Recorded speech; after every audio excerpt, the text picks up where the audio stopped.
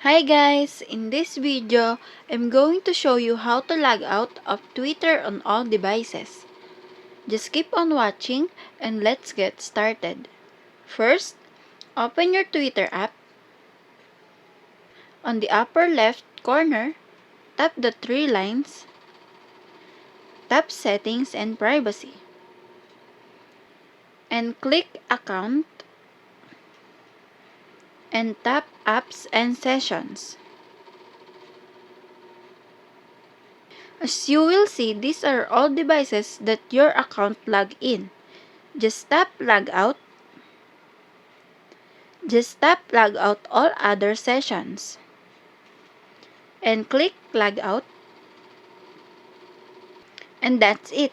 Now the other devices log out.